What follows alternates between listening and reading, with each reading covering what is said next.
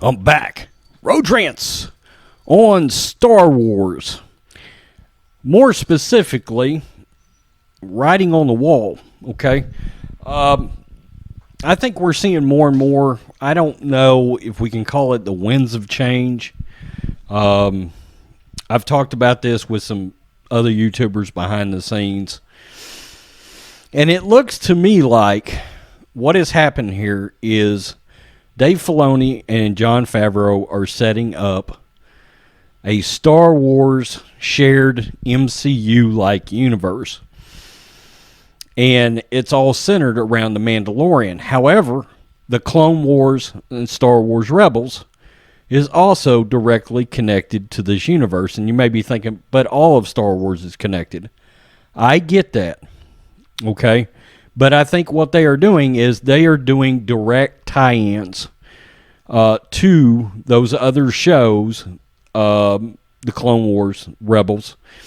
It's not even clear if the live-action Ahsoka show is actually the Rebels sequel or if that's a live-action show, and there will also be a Rebels sequel. It will be, no matter what, it will be a part of a continuation of that Rebels show, okay? And the Clone Wars. We know Captain Rex, Tamora Morrison's probably coming back as Captain Rex.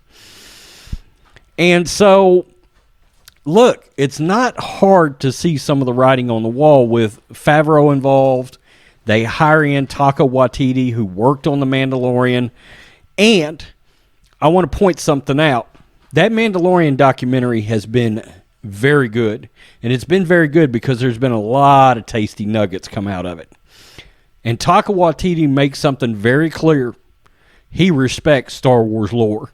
He literally said, in, I believe it was the first episode, he talks about the importance of Star Wars, the story, okay?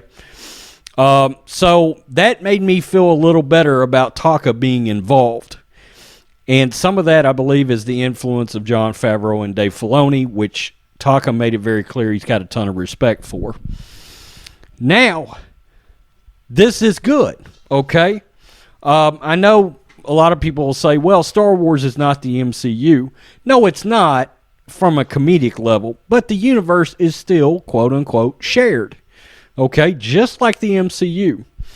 And Favreau and Filoni are trying to make sure all these shows interweave with each other, okay? Smart move. We believe that Favreau and Filoni are the future of Lucasfilm. That's what we think anyway, okay?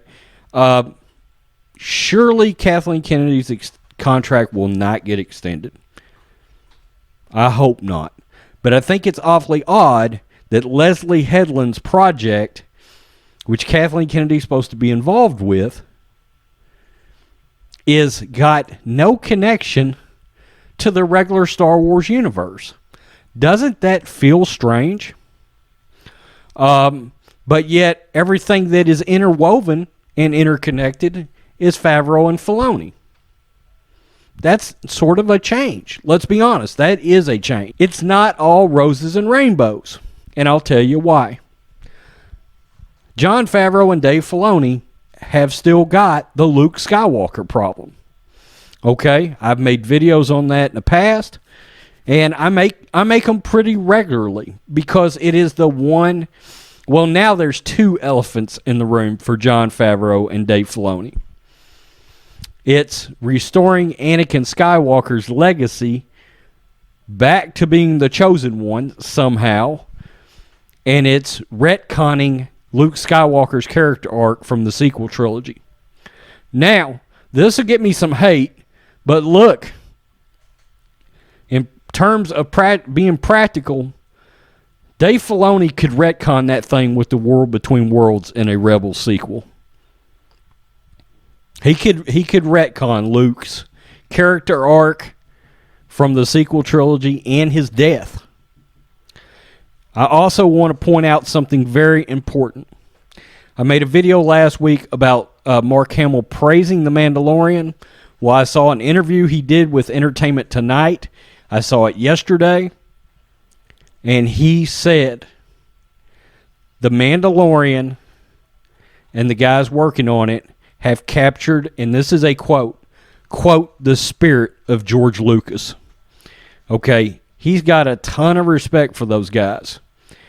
By the way, he's guest starring on What You Do in the Shadows. Something like that. What We Do in the Shadows. It's a vampire TV show. There was a movie made. Taika Waititi was involved. Taika Waititi is one of the showrunners for that series. Mark Hamill is guest starring on it. There is a tie-in between Mark and Taika right there. Okay? And he couldn't wait to be on the show. He loves that show. I don't watch it, but you get the point. They have to figure out the Luke thing. If they can figure out the Luke thing and the Anakin thing, where they can restore that somehow, and we can get Kathleen Kennedy out the door, then we are in business. Because what they're working on right now makes a lot of sense from an interconnection standpoint. But they still got to get Luke. They got to take care of Luke. The Luke thing is real. It's real for so many fans. Luke and Anakin, I'm more of an Anakin guy. That was my biggest problem with The Rise of Skywalker, was what seems to me like the retconning of the Chosen One. There's no other way I can take it. Anakin should have come back and put the Emperor back down. Put him down again one final time. And they didn't want to do that. They didn't want to take away from Rey. Great shout out from my buddy, Fan Addicts of Film, Ben. Go subscribe to his channel. I love the dude. He gave me a good shout out. I appreciate it. He talked about me being I've got optimism when it comes to Star Wars. I got optimism when it comes to Dave Filoni and Jon Favreau's Star Wars. I don't have any optimism when it comes to anything Kathleen Kennedy is involved with. I do not. Or Ryan Johnson. Okay. They're a shit show, and they need to be flushed.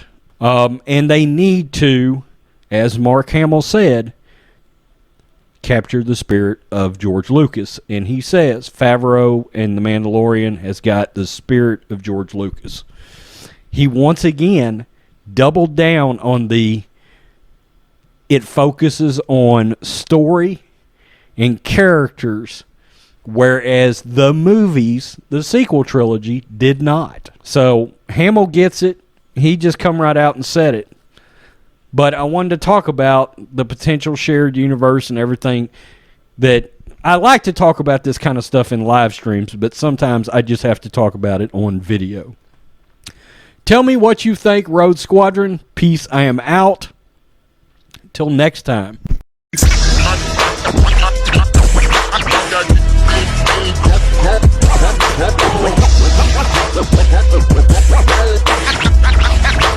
King Kong in the